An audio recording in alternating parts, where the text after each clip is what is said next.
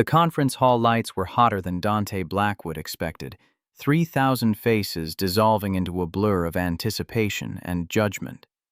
His hands gripped the podium edges, anchoring himself to something solid, while the projection screen behind him displayed two photographs side by side. Left image: a black man in his mid-30s thrift store suit, worn at the elbows, standing in a corporate lobby with shoulders slightly hunched. The timestamp read 8:47 a.m., and the defeated posture told its own story about what was coming next. Right image: the same man 1 year later, navy suit sharp enough to command respect, standing at this very podium with his chin lifted and eyes clear. Different universe, same person. Dante's throat tightened as he looked out at the sea of technology executives and engineers who'd paid premium conference fees to hear him speak about innovation and leadership. What they didn't know yet was that this wasn't going to be another comfortable discussion about disruption and market dynamics. This was going to be surgery without anesthesia. Thank you for that introduction. His voice carried better than he'd expected, years of speaking to Zara at bedtime giving him practice in projection.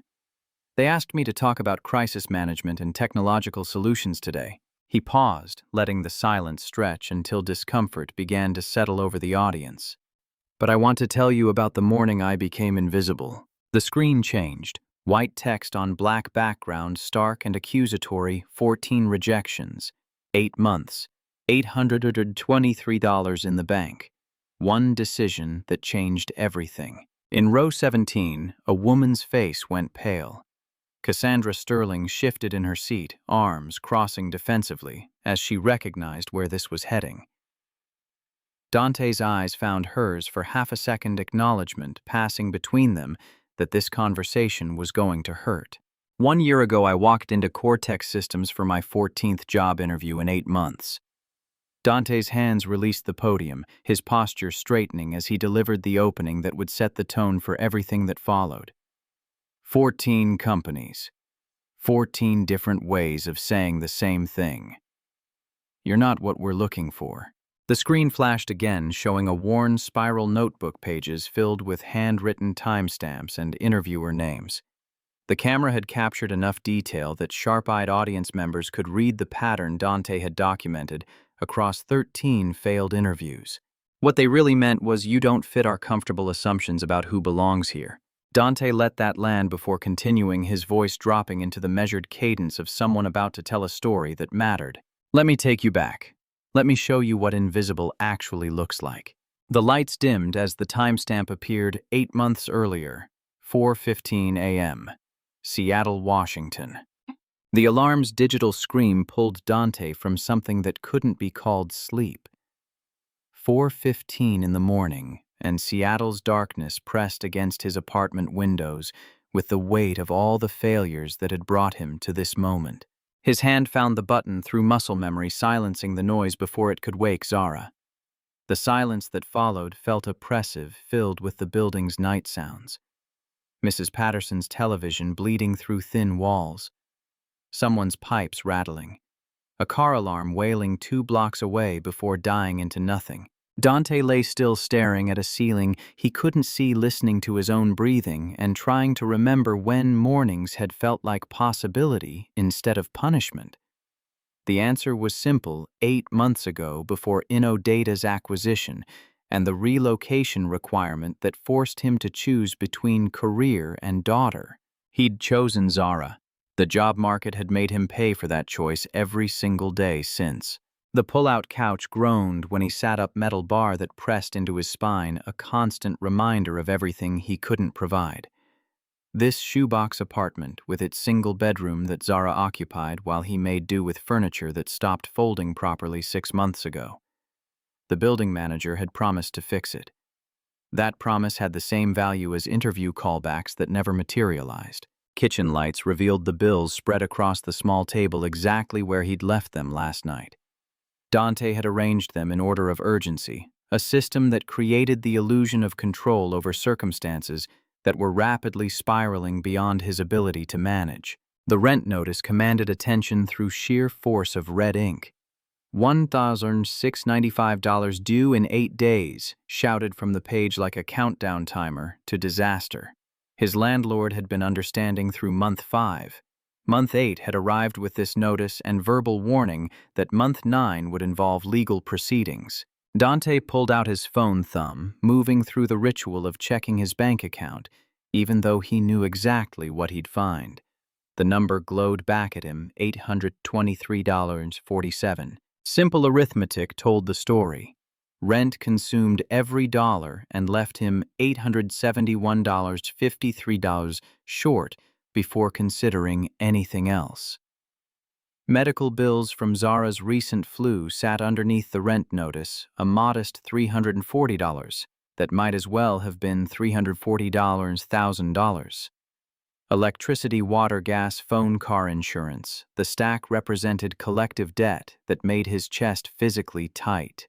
The coffee maker was one of the few items Dante hadn't pawned yet, mainly because the shop had offered $8 for a machine Simone had paid $70 for. Some possessions you kept on principle, even when principle was a luxury you couldn't afford. He measured grounds from a container running dangerously low and listened to the machine gurgle to life. While it brewed, Dante moved to the shelf that served as memorial to the life he'd lost 4 years ago. Simone's photograph smiled at him from a simple black frame. Wedding day. Both of them impossibly young and convinced love could build foundations strong enough to weather anything. She wore white. He wore the same suit he'd be putting on in a few hours back when it had been new and represented investment in a future that made sense. Simone Marie Blackwood, 1985 to 2020. The engraved date marked her beginning and ending the drunk driver who'd turned a Tuesday grocery run into the worst phone call of Dante's existence, compressed into a dash between years. He didn't let himself linger. That path led to places he couldn't afford to visit. Not this morning, when he needed to be sharp and focused and ready to convince strangers he deserved a chance to prove his worth. Dante poured coffee into a chipped mug advertising a 2018 tech conference when InnoData had been thriving and sent its senior engineers to networking events. The liquid was black and bitter, exactly how he needed it. He was reviewing bills for the 1,000th time when soft footsteps announced Zara's arrival. She appeared in the doorway wrapped in her purple blanket, hair standing in every direction, rubbing sleep from her eyes with one small fist. Dante's heart performed its usual complicated gymnastics. Love mixed with fear, mixed with determination, mixed with the crushing weight of being all she had left. "Daddy," her voice came out rough with sleep. He pushed bills aside, making space she'd claim whether he offered it or not. "Hey, baby girl, you should be sleeping." Zara shuffled over, climbing into the chair opposite him with practiced ease. The blanket pooled around her purple fleece, soft against harsh kitchen fluorescence. She'd turned 7 2 months ago, but sometimes in moments like this, looked younger, small and vulnerable in ways that made Dante want to fight the entire world barehanded. "I heard you get up." She reached toward his coffee mug. He moved it beyond her range before she could burn herself. "That's not for 7-year-olds. I wasn't gonna drink it." She settled for resting her chin on the table, eyes tracking to the bills he hadn't hidden fast enough. Her finger traced the rent notice edge. "Is that the house paper?" Dante had explained rent months ago, searching for words that made sense without terrifying her. Zara had processed it with the logical clarity children brought to math problems, trusting numbers more than emotions. "Yeah, that's the house paper. 8 days. She read slowly, sounding out each word. "That's not very many." "No, it's not." She chewed her bottom lip, a habit inherited from Simone, along with the gap between her front teeth. "Are you getting the job today?" The question landed like a physical blow.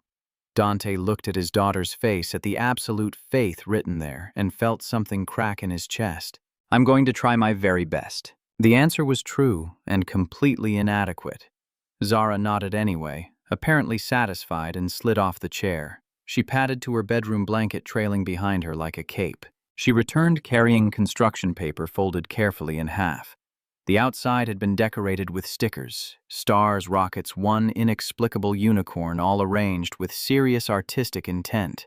I made this for you, for good luck. Dante took the card with hands that weren't quite steady. He unfolded it slowly, aware that whatever was inside represented hours of concentration and love he didn't deserve but would accept because his daughter was offering it. The drawing showed two figures in front of a tall building that stretched nearly to the page's top.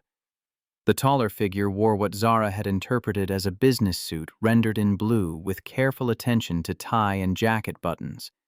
The smaller figure held the tall one's hand, purple dress and hair defying gravity.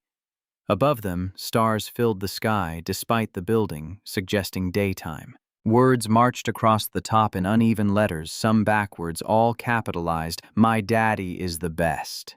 Dante stared at the card until his vision blurred. He blinked hard, refusing to let tears fall because crying at 4:30 in the morning might mean never stopping. The building is where you're going to work. Zara leaned against his shoulder, pointing at her artwork. I made it really tall because you're going to have a really important job. And those are stars because Mommy's watching and she's proud of you too. The crack in Dante's chest widened into something that threatened to swallow him whole.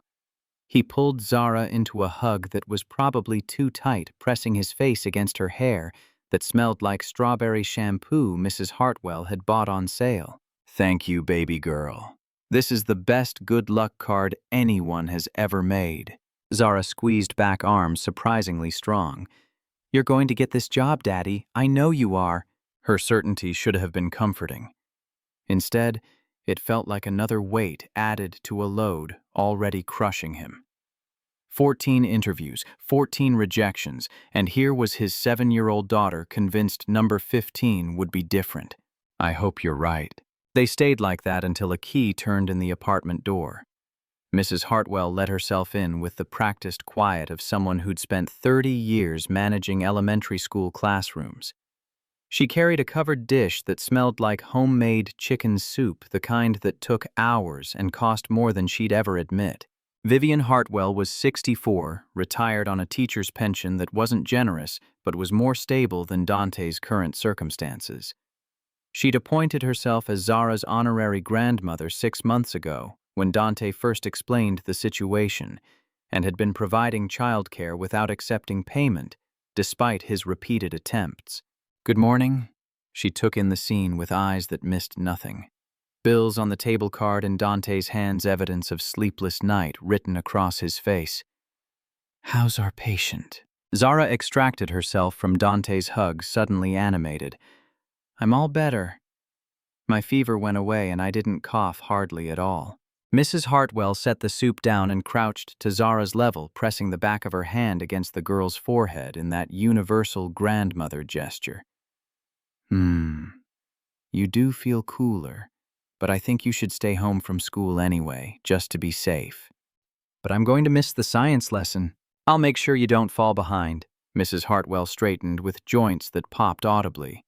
To Dante, you look like you slept in a blender. Dante managed something close to a smile. Pretty accurate assessment. Mrs. Hartwell moved to the coffee maker, pouring herself a cup without asking permission. She'd earned that right months ago. Big day today. Interview number 14, which means interview number 14 is when everything changes. She added 3 sugars, making a face at the bitterness even sweetened. I can feel it. Dante appreciated the sentiment even if he couldn't share the optimism.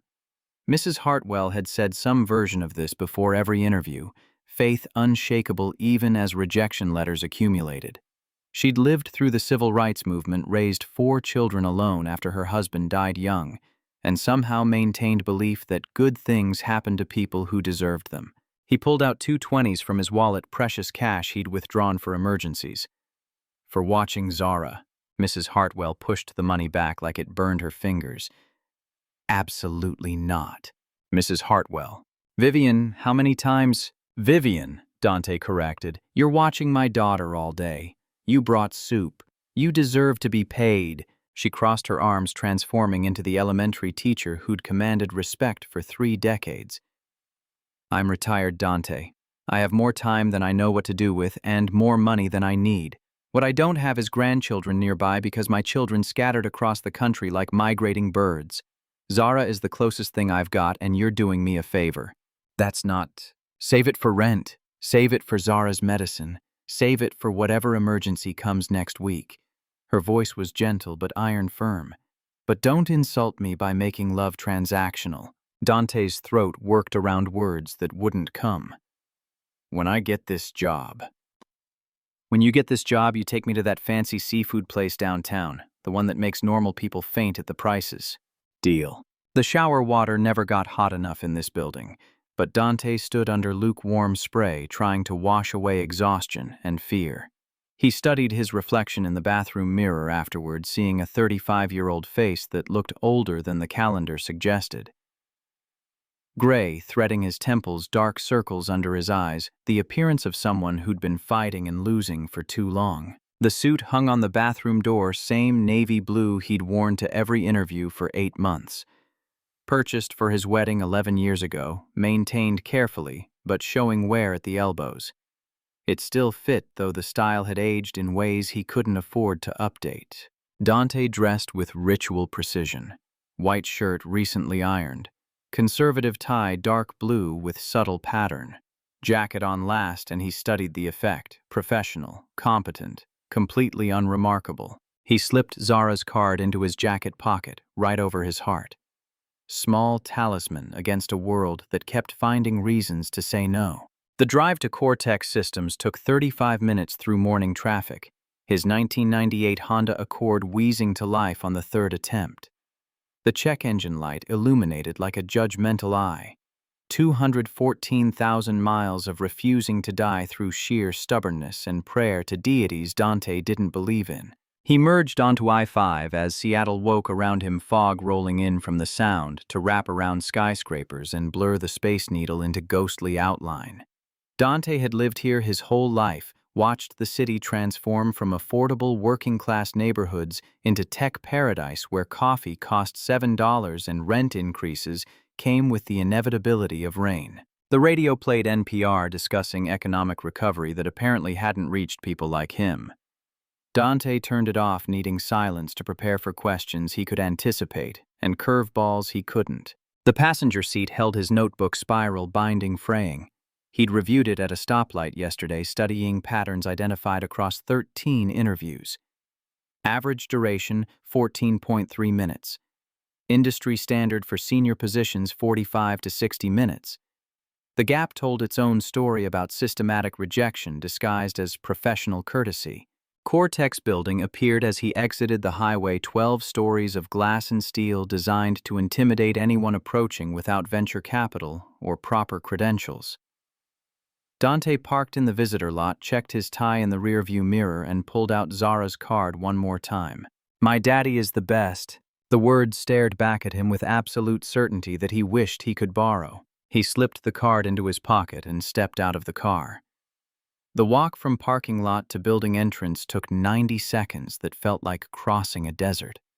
His reflection fractured and multiplied in the glass doors until he looked like an army of one uncertain man. Cortex Lobby announced its success through design choices meant to impress and intimidate simultaneously.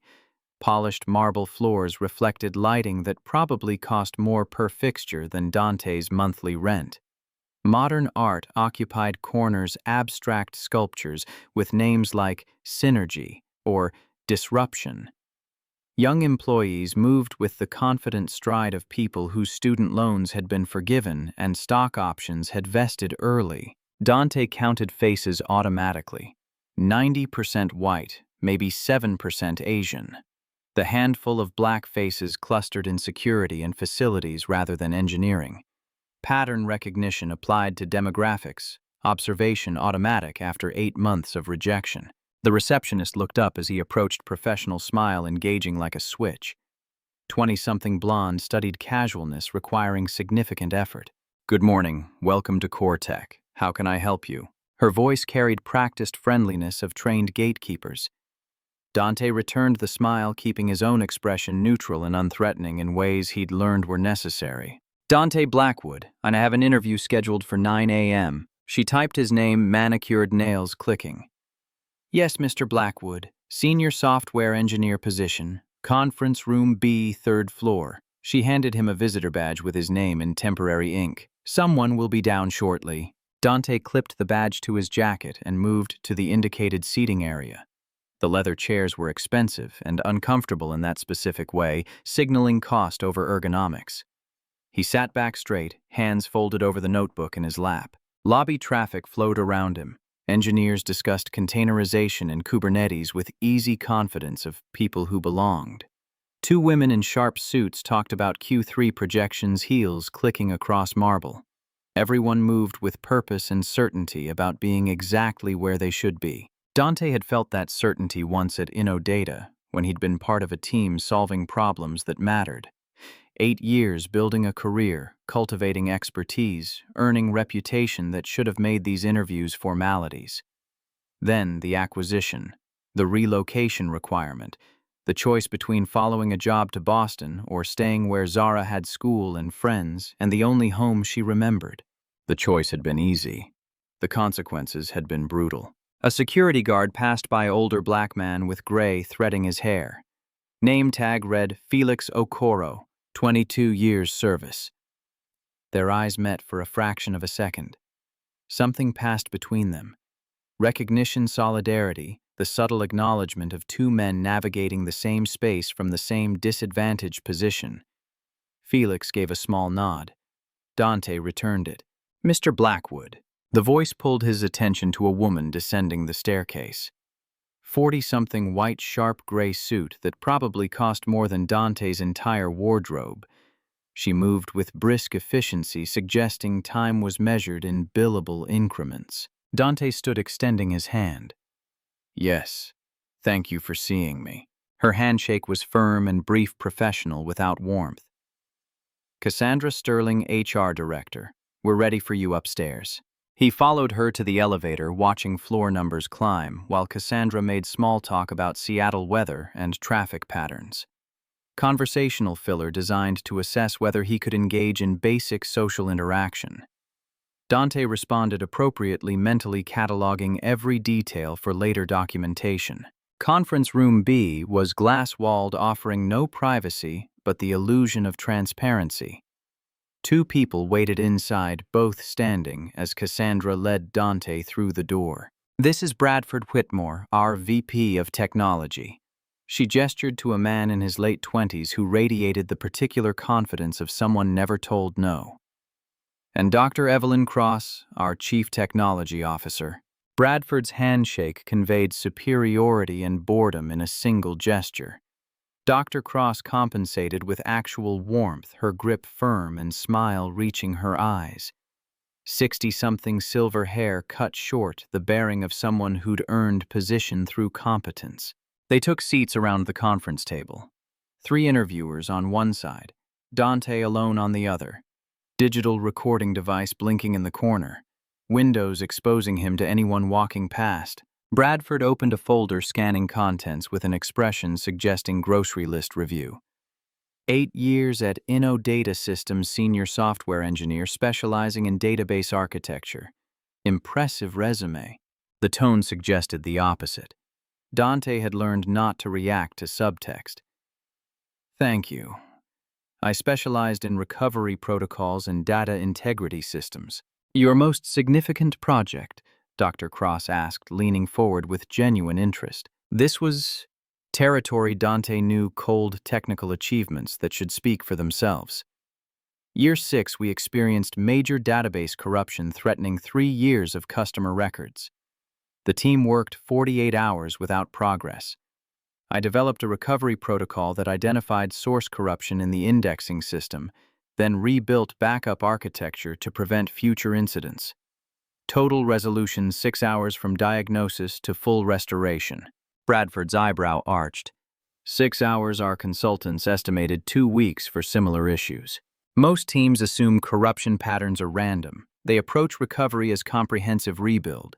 But if you identify the specific failure point, you can isolate and repair without touching functional architecture. Pattern recognition applied to system behavior. Dr. Cross made notes, nodding approval.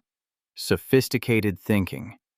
What brought you to Cortec after 8 years at InnoData? And there it was, the question opening the door to everything else. Dante had practiced this answer, refined it to contain maximum information with minimum vulnerability. InnoData was acquired last year. The new parent company consolidated operations in Boston. I evaluated the opportunity and decided my roots in Seattle took priority. Cassandra's pen stopped moving. The shift was subtle but unmistakable to someone who'd learned to watch for it. Roots in Seattle. Can you elaborate? Dante's chest tightened. This was the branch point where honesty and strategy collided. He could deflect, keep it vague, avoid mentioning Zara entirely. Or he could be direct, own the truth, and watch the interview end in real time. The card in his pocket felt heavier than construction paper should weigh. He met Cassandra's eyes and chose truth. I'm a single father. My daughter is 7. Uprooting her from her school, her friends, the only home she remembers, it wasn't a choice I could make lightly. Stability mattered more than career advancement. The temperature dropped 5 degrees. Bradford and Cassandra exchanged a glance, silent communication between people who'd worked together long enough for shorthand. Dr. Cross's expression remained neutral, but she'd stopped taking notes. Dante checked his watch peripherally, careful not to make the motion obvious. 6 minutes 47 seconds into the interview. Right on schedule. Cassandra recovered, first professional mask sliding back. Single father, that's quite a responsibility. The words landed with careful neutrality, but Dante heard what wasn't being said. Complicated. Risky.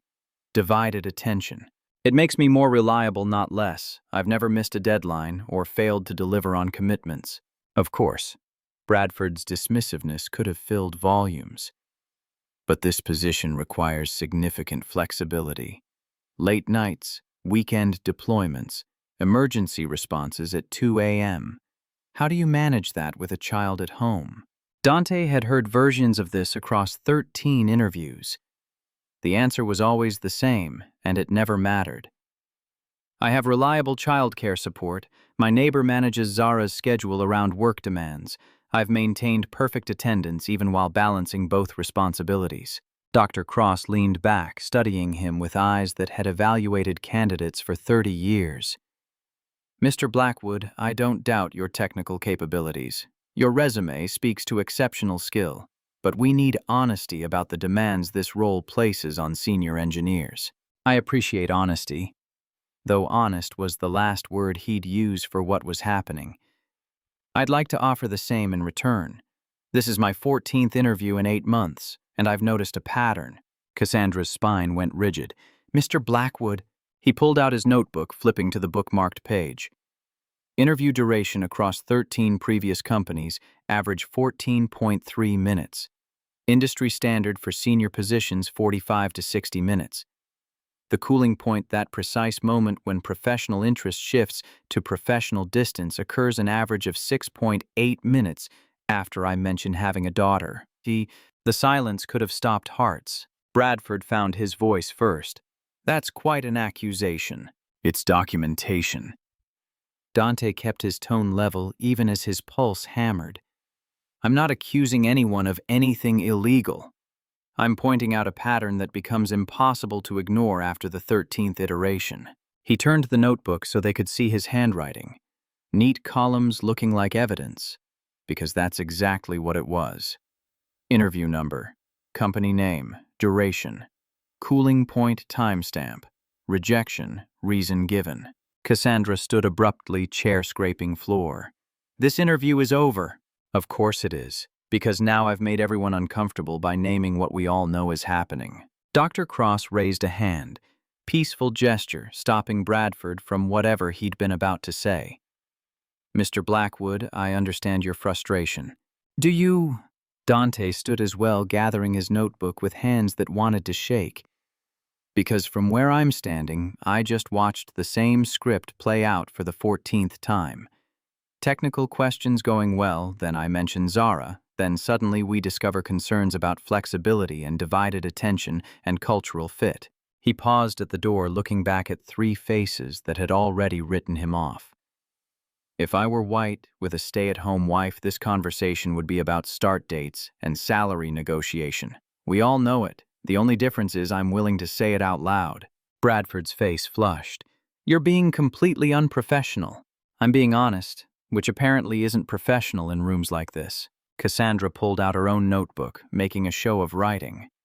Her voice could have cut glass. We'll note your concerns in your file. Mark me as not suitable for company culture. Dante recognized the phrase from rejection letter number 9. That's the usual code, isn't it? He walked out before anyone could respond past glass walls that had turned the whole interview into spectator sport. Several employees had gathered to watch faces pressed close enough to catch fragments of confrontation.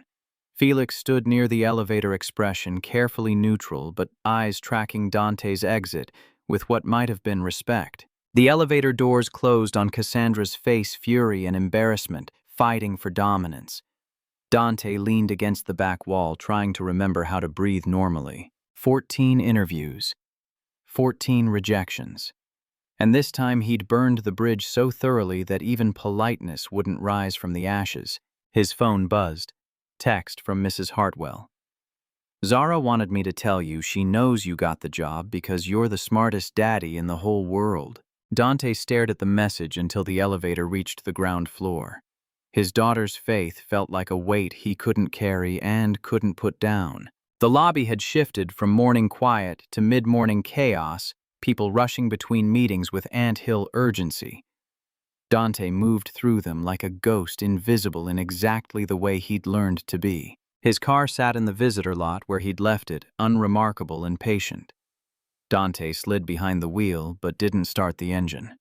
He pulled out Zara's card instead, studying the drawing that had seemed so full of hope this morning. My daddy is the best. The words blurred as his eyes filled with water he'd been holding back for 8 months. 14 failures. 8 months watching his daughter believe in a father who couldn't deliver. 8 days until eviction. $823.47 against a world that cost so much more. Dante pressed the card against his chest and finally let himself break. The crying was silent and brief tears from a well-capped too long. He wiped his face with the back of his hand, took 3 deep breaths and pulled out his phone to check the bank account one more time. Still, $823.47. The number hadn't magically improved. He was reaching for the ignition when movement in the building caught his eye.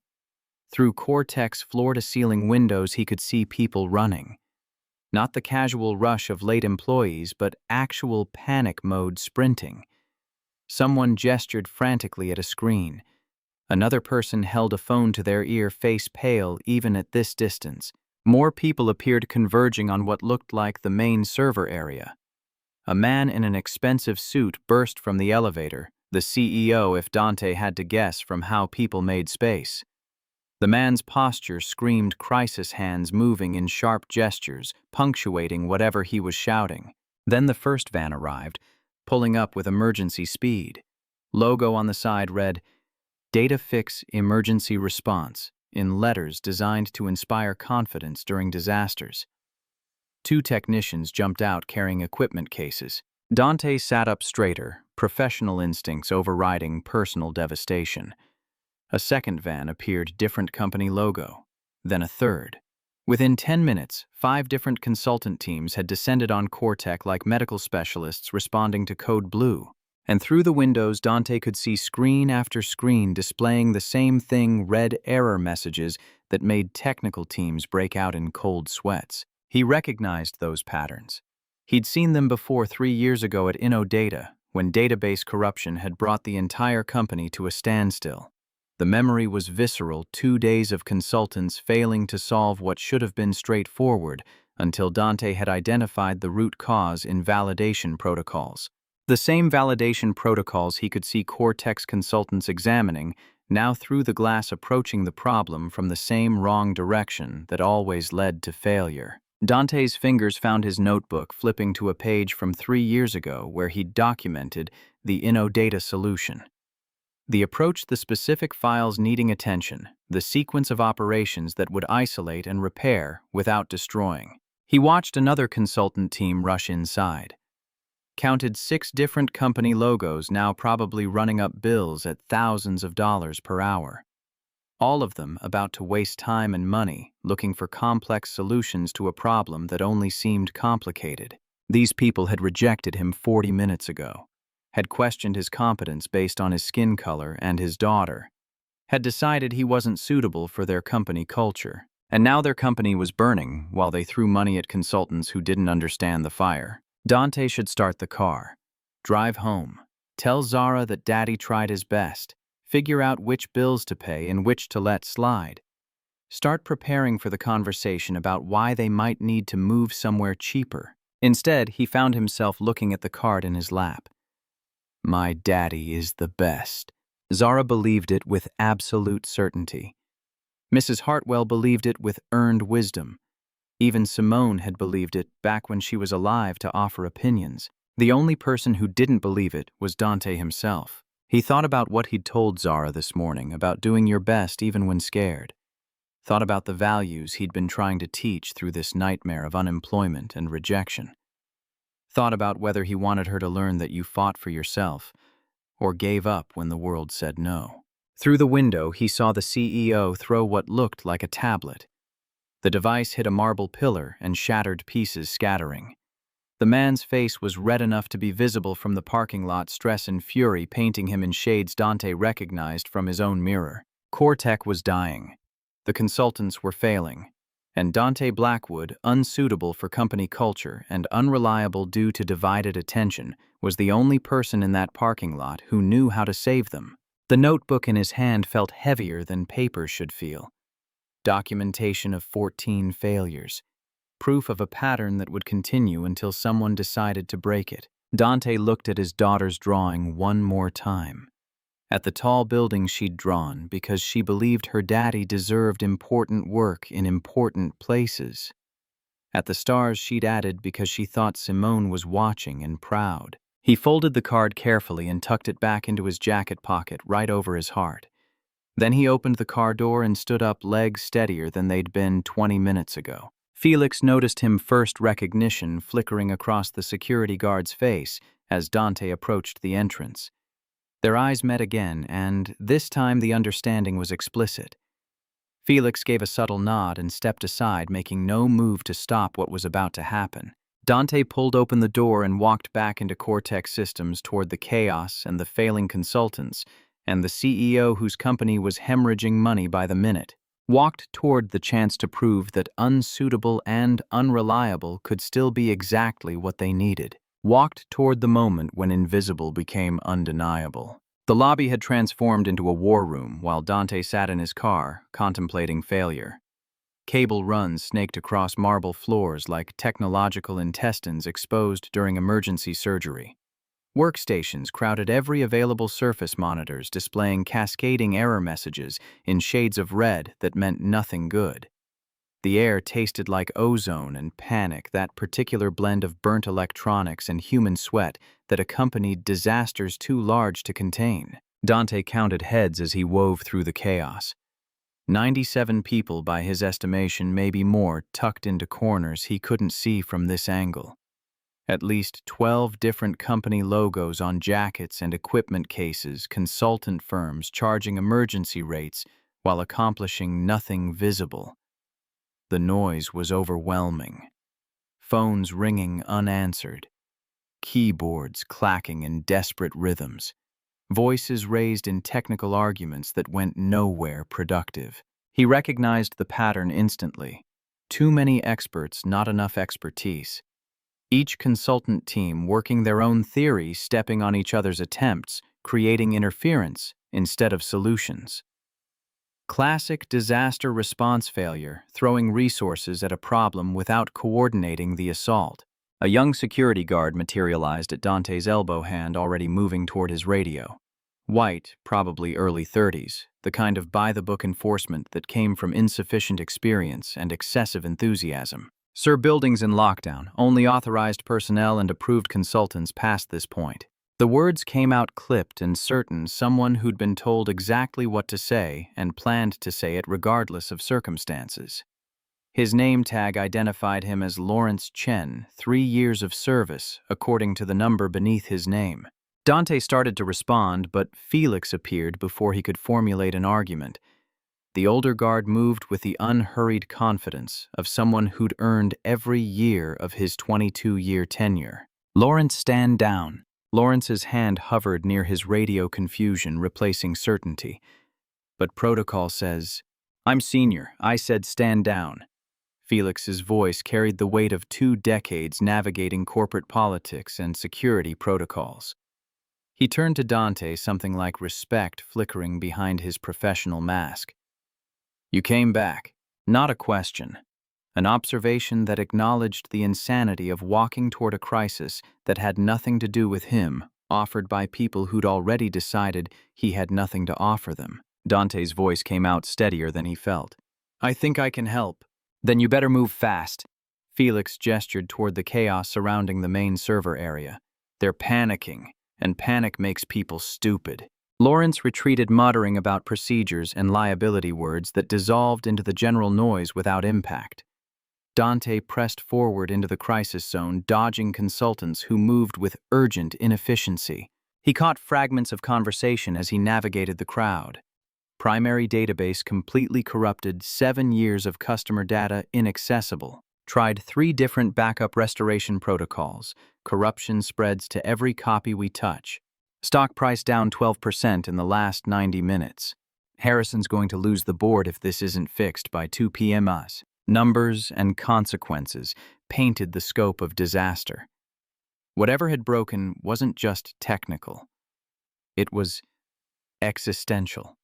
The kind of failure that destroyed companies and ended careers. Dante's eyes tracked to the visible screens, reading error codes that told a story anyone with database expertise could interpret. Validation protocol failure. Cascading corruption through backup systems. Automated recovery processes caught in infinite loops each attempt, making things worse instead of better. He'd seen this exact pattern before. A voice cut through the noise, sharp with fury, barely contained. "What do you mean you need another 4 hours? I was told 90 minutes 2 hours ago." The CEO stood in the center of the chaos like a general watching his army disintegrate. Harrison Whitmore, mid-50s, silver hair that probably looked distinguished in boardroom photographs, but now stood up in directions suggesting he'd been running his hands through it. His suit was expensive and rumpled tie, loosened jacket, abandoned somewhere in the building. Stress had painted red splotches across his neck and cheeks. The lead consultant, expensive suit, graying temples, the confident bearing of someone who charged premium rates, tried to explain in technical terms that translated to, "We have no idea what we're doing." The corruption is more extensive than initial diagnostics suggested. We're seeing failures across multiple system layers, which indicates. Harrison's hand moved so fast, Dante almost missed it. The tablet flew across the lobby, connecting with a marble pillar in an explosion of glass and electronics that brought momentary silence to the surrounding chaos. Pieces skittered across the floor, the CEO's frustration made physical and undeniable. "I don't need explanations. I need my database operational." Harrison's voice carried the particular quality of a man watching his empire burn. "Every hour this system is down costs us $4.2 million in suspended transactions. We have investors arriving at 2 o'clock for a presentation that depends entirely on data we can't access. Someone tell me how we fix this or start explaining how we survive the alternative." The consultant opened his mouth, closed. It opened it again. No words emerged that would make the situation better. Dante recognized his moment and took it before courage could abandon him. His voice cut through the renewed chaos, calm and certain in a room full of panic. "The corruption isn't in your primary database. It's in your backup validation protocols." Every head within hearing distance turned. Harrison's eyes found Dante with the intensity of a drowning man spotting a life raft.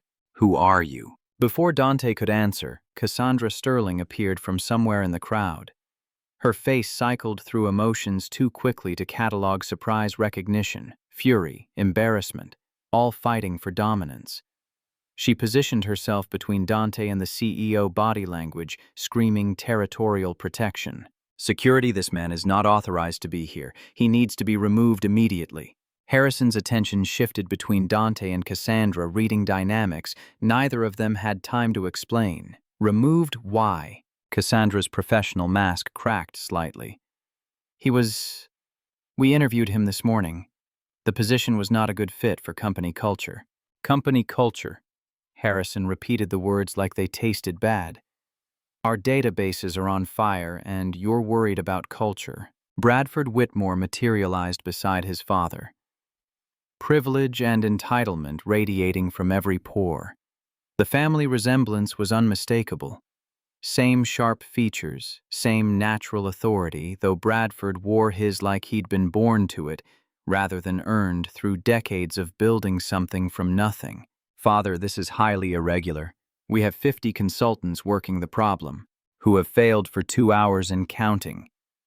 Harrison's attention returned to Dante assessment happening in real time. You said validation protocols. Explain.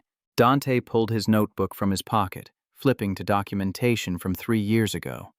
His hands were steady despite every instinct screaming that this was insane, that walking into another rejection was masochism dressed as bravery. I've seen this exact failure pattern. Inno data systems 3 years ago. Database corruption that looked catastrophic but originated from a single point of failure in the backup validation architecture. He held out the notebook pages covered in technical diagrams and solution sequences. Harrison took it, scanning contents with the speed of someone who'd spent 30 years evaluating technical proposals. The lead consultant pushed forward, professional pride wounded and bleeding. Sir, with all respect, we have certified experts conducting comprehensive diagnostics. How long have your certified experts been here? Dante asked the question, direct and unapologetic. 2 hours and 7 minutes. And how long have I been watching through those windows, recognizing the exact error patterns I solved in 6 hours when your consultants estimated 2 weeks? Dante pointed toward the visible screens.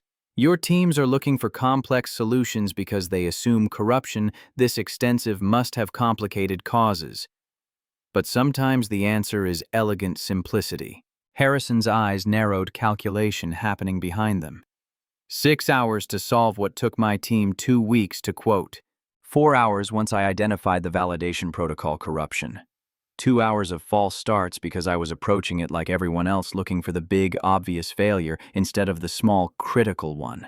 Dr. Evelyn Cross appeared at Harrison's shoulder, her presence somehow commanding, despite her smaller stature. She'd been somewhere deeper in the chaos, sleeves rolled up and fingers stained with what looked like toner from a printer autopsy. Her eyes tracked to Dante with recognition that went beyond this morning's disaster of an interview. Mr. Blackwood. Not a question, but acknowledgement weighted with significance. You're the candidate I reviewed yesterday. The InnoData database recovery isn't exaggeration. I verified it with their former CTO.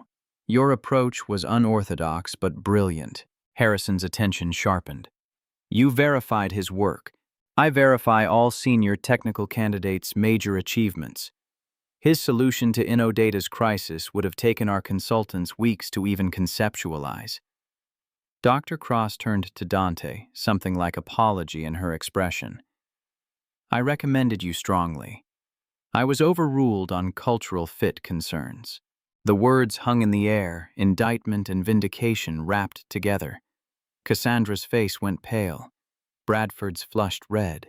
Harrison looked between them with dawning comprehension and rising fury. Cultural fit. The CEO's voice could have etched glass. You rejected the person who could save us because of cultural fit. No one answered. The silence was its own confession. Harrison's decision came with the speed of someone who'd built an empire by trusting his instincts. Mr. Blackwood, what do you need?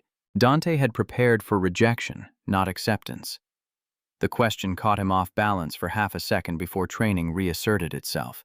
5 minutes at a diagnostic terminal. Full access to your database management systems. Nobody interrupts me while I work. The lead consultant made one last attempt to salvage professional dignity. Sir, we can't allow unauthorized access to critical infrastructure. The liability alone, Harrison's patience evaporated.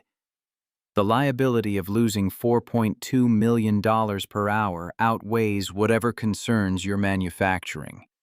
Dr. Cross, give him whatever access he needs. Everyone else clear space and stay out of his way. Dr. Cross was already moving, gesturing for Dante to follow. They wove through the consultant teams toward a workstation that looked like mission control for a spacecraft launch. Multiple monitors, high-end processing equipment cables connecting to the server infrastructure in ways that suggested this was where serious diagnostic work happened. A young engineer sat at the terminal, face pale with stress and exhaustion. He looked up as Dr. Cross approached, relief flooding his features. Dr. Cross, I've been trying to isolate the corruption source, but every diagnostic I run returns contradictory data. Jason, this is Dante Blackwood. Give him your seat and assist however he needs. Dr. Cross's tone allowed no argument. Jason Miller, name tag confirmed it, vacated the chair with visible reluctance. His eyes tracked to Dante with the suspicion of someone protective of workspace being invaded by an outsider. Dante sat down, hands hovering over the keyboard for a moment, while he oriented himself to the system architecture displayed across the monitors. The setup was familiar enough, despite being Cortex-specific implementation. All enterprise database systems followed certain patterns variations on themes he'd been working with for 8 years. The consultants had gathered in a semicircle behind him, close enough to observe, but keeping the distance Harrison had demanded. Dante could feel their skepticism, like radiation professionals watching an amateur attempt what they'd failed to accomplish. He blocked them out. Blocked out everything except the screens and the problem they represented. The first step was diagnostic confirmation, verifying what he suspected rather than assuming his hypothesis matched reality. Dante navigated to the backup validation logs, pulling files from the past 24 hours. The data streamed across his center monitor, timestamps and status codes, painting a picture of systematic failure. There. His finger touched the screen at a specific entry. 3:47 a.m., scheduled validation integrity check. Jason leaned in, squinting at the timestamp. That's routine. System runs validation every night to verify backup integrity. Look at the completion time. The younger engineer's eyes widened. 41 seconds. That can't be right. Normal validation takes 11 minutes minimum. Exactly. Dante's fingers moved across the keyboard, pulling up comparative logs from previous nights. Every other validation over the past 6 months, 10 to 12 minutes. But last night, and only last night, 41 seconds to supposedly complete a process that requires significantly more time. Dr. Cross moved closer, understanding dawning across her features. The validation didn't actually run. Worse, it tried to run hit corruption or interference, and the system logged success to avoid triggering an error cascade. Dante pulled up another screen showing the validation file architecture. Now watch what happens when we try to restore from backup using corrupted validation protocols. He initiated a test restoration on a sandboxed portion of the database, every consultant in the room watching the process unfold. The restoration began normally, backup data flowing into the target system. Then the validation check engaged corrupted protocols examining the incoming data. Status verified clean. The restoration completed. Dante ran a manual diagnostic on the restored data. Result 47%, corruption detected. Jason's breath caught. The validation protocols are telling the system that corrupted data is clean. Every restoration attempt spreads the infection deeper into your backup architecture. Dante closed the test environment before it could cause additional damage. You're not dealing with primary database corruption. You're dealing with compromised validation that makes recovery impossible through normal channels. The lead consultant pushed forward professional pride, demanding he find fault with this assessment. Our diagnostics specifically checked validation protocols. They reported clean. Dante didn't look away from the screens. What did you use to verify the protocols? Standard validation verification tools. The consultant stopped mid-sentence as understanding arrived. Which rely on the validation protocols themselves. You asked a broken thermometer if it was broken. Dante's voice held no triumph, just the tired certainty of someone who'd seen this exact mistake before. The corruption is invisible to any diagnostic that depends on the corrupted system to verify itself. Harrison had moved close enough to see the monitors following the technical discussion with the comprehension of someone who'd built a tech company from the ground up. Can you fix it? Yes, but I need to take your database completely offline. No automated processes, no monitoring, no recovery attempts while I work. For how long? Dante ran calculations in his head, factoring in system size and complexity beyond what he'd dealt with at InnoData. 3 to 4 minutes of total shutdown, maybe 5 if the corruption is more extensive than these logs suggest. The lead consultant's professional objection was reflexive. That's enormous risk. If something goes wrong during total shutdown, we're already dead in the water. Harrison's decision was immediate and final. Mr. Black would do whatever you need to do. Dr. Cross will authorize it. Dr. Cross moved to the terminal beside Dante's, fingers flying across her keyboard. You'll need my authorization codes for root access. Ready? Dante pulled up the command interface, fingers positioned over keys that would shut down millions of dollars of infrastructure. This was the moment where confidence became commitment, where theory tested itself against reality. He thought about Zara's card in his pocket. My daddy is the best. Thought about 8 months of failure and rejection. Thought about Mrs. Hartwell's faith and Simone's memory and the rent notice that said 8 days like a countdown to disaster. Thought about whether he wanted to be the man who tried or the man who walked away. His hands began to type. The process unfolded in stages, each one increasing the risk while decreasing the options for retreat. First shutdown of all automated recovery processes. Warning dialogues exploded across his screens, red text screaming about critical system termination. Dante dismissed each one, maintaining focus on the sequence that mattered. A consultant behind him gasped, "He's killing life support systems." "He knows what he's doing." Dr. Cross's voice carried absolute certainty, though Dante suspected she was hoping as much as knowing. Second stage engaged. Dante navigated deep into the file architecture, following paths that required understanding the system's skeleton rather than just its visible anatomy. The corrupted validation directory appeared exactly where his experience suggested it would be, buried in infrastructure most engineers never accessed. 3 files glowed on his screen, each one marked with timestamps from 3:47 a.m.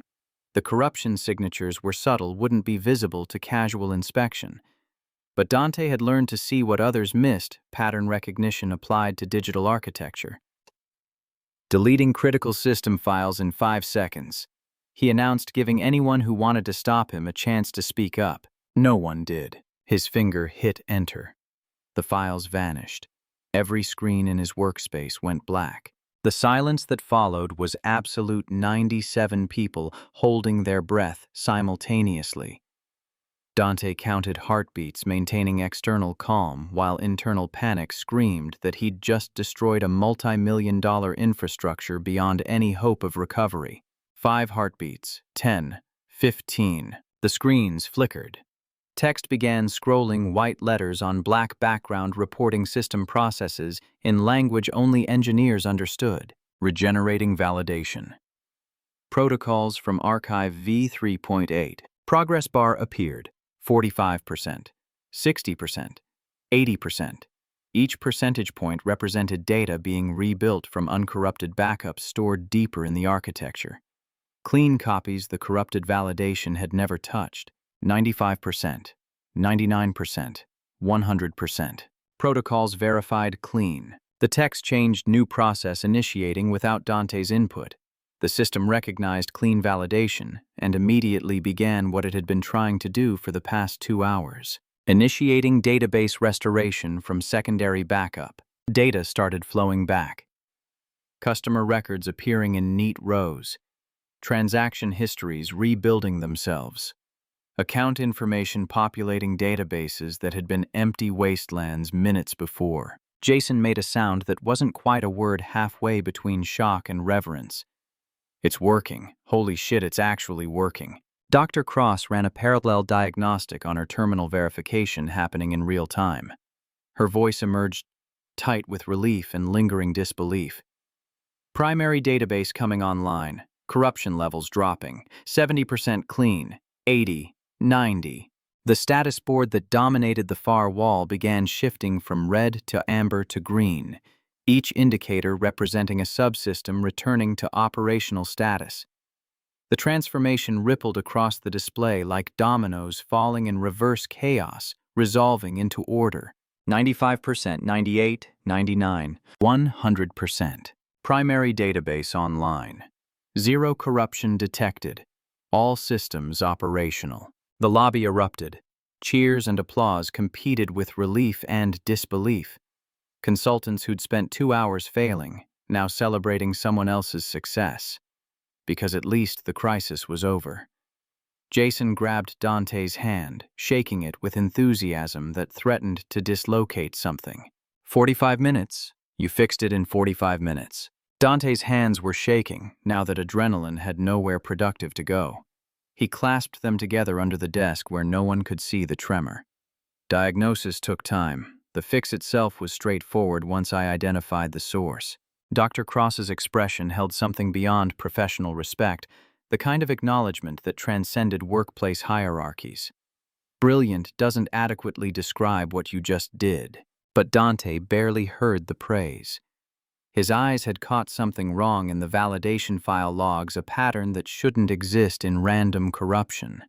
He pulled up the detailed metadata, examining timestamps with the same pattern recognition that had identified the original problem. The modification dates were too precise, too regular, not the random chaos of system failure, but the deliberate precision of human intervention. Dr. Cross. His voice was quiet but urgent enough to cut through the celebration. Look at these timestamps. She leaned over his shoulder, scanning the data he'd highlighted.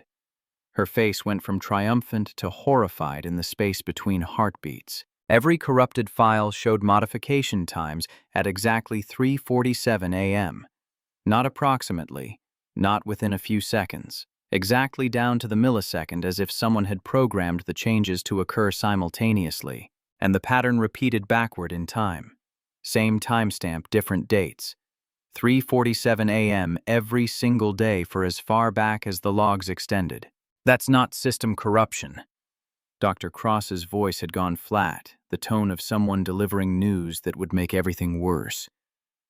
That's deliberate. Someone programmed this. Dante pulled up more files, following the trail through system architecture with growing certainty and dread. Each piece of evidence pointed to the same conclusion. The corruption wasn't accidental failure. It was sabotage planted systematically and activated on a schedule. Mr. Blackwood, Harrison's voice pulled Dante's attention from the screens. The CEO had positioned himself where he could see both Dante's face and the monitors reading disaster in both. Tell me what you've Dante stood legs unsteady from stress and depleted adrenaline. He turned his monitor so Harrison could see the timestamp pattern the evidence laid out in digital certainty. This wasn't a system failure. Someone with deep knowledge of your infrastructure planted corrupted validation files and programmed them to activate at precise intervals. Based on these logs, this has been happening for 6 years. The word sabotage didn't need to be spoken. It hung in the air between them, transforming relief into new varieties of panic. Harrison's face went through complicated emotions before settling on cold fury. 6 years. Someone has been compromising our systems for 6 years, and you never noticed because the corruption was subtle enough to avoid triggering alarms. Until today, when something changed in the activation parameters and the corruption cascaded into catastrophic failure. Dante pulled up another screen showing modification patterns. This wasn't meant to destroy you. It was meant to weaken you. Slowly create persistent instability that looked like normal technical problems. Bradford had gone pale, executive confidence evaporating as implications multiplied. If this has been happening for 6 years, who knows what else they've compromised? Dr. Cross was already running broader diagnostics, pulling logs from systems beyond the database infrastructure. Her expression suggested she wasn't liking what she found. "We need to lock down all server rooms immediately. No one in or out until we can verify who has legitimate access." Harrison's voice carried command authority, crisis management instincts engaging. "Dr. Cross, I want complete infrastructure audit. Every system, every access point, every line of code that's been modified in the past 6 years." He turned to Dante, assessment happening behind exhausted eyes.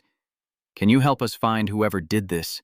Dante thought about the rent notice, the eviction countdown, the $823.47 that wouldn't cover another week of survival. Thought about Zara believing her father was the best, Mrs. Hartwell's unwavering faith. Simone's voice in his memory saying, "Do what's right even when it's hard." Thought about walking away from the people who'd rejected him this morning, letting them solve their own problems with their own resources. But sabotage wasn't just technical failure. It was malicious, deliberate harm that would extend beyond core tech if left unexamined. Someone with this level of expertise and patience wouldn't stop at one target. "I can trace the patterns, find the signature in the code, identify who has the knowledge and access to accomplish something this sophisticated." Dante met Harrison's eyes directly. "But I need more than 5 minutes at a terminal." Harrison's response was immediate. "You're hired. Senior Systems Architect, $105,000 annual salary, full benefits effective immediately. $12,000 signing bonus available today." The numbers hit Dante like physical force. 105,000 meant security stability, the ability to pay rent and buy groceries without calculating whether they could afford both. 12,000 signing bonus meant the eviction notice became irrelevant, the countdown clock reset to 0. Meant his daughter's faith hadn't been misplaced. "Yes." The word came out rough with emotions Dante couldn't name. "Yes, I accept." The lobby erupted again, celebration of transformation rather than crisis resolution. Jason was shaking his hand.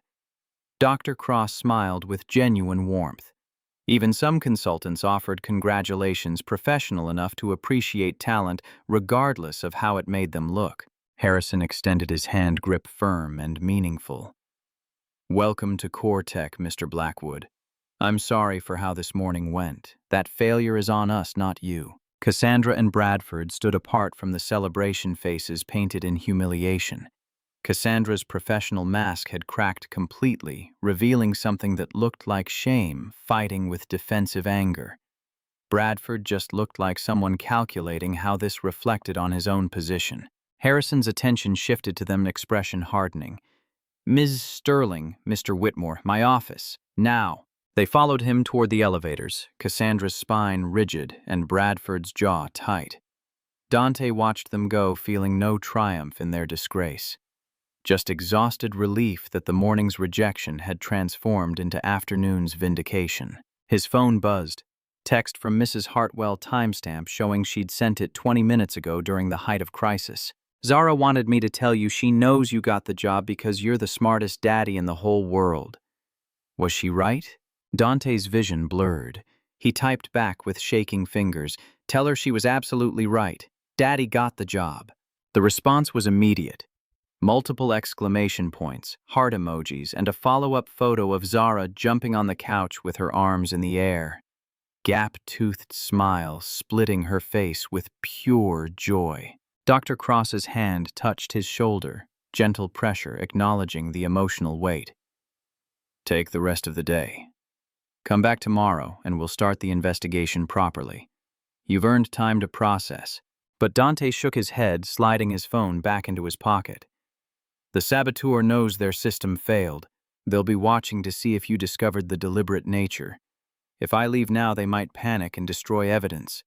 I need to start documenting before the trail goes cold." Jason had returned to his terminal, already pulling up system access logs with enthusiasm of someone finally given permission to dig deep. "I can help. I've been here 3 years, know most of the architecture modifications."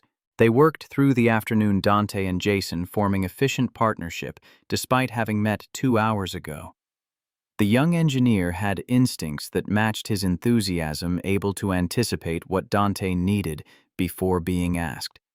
Together, they mapped the sabotage architecture, documenting 17 separate pieces of malicious code hidden throughout Cortex infrastructure.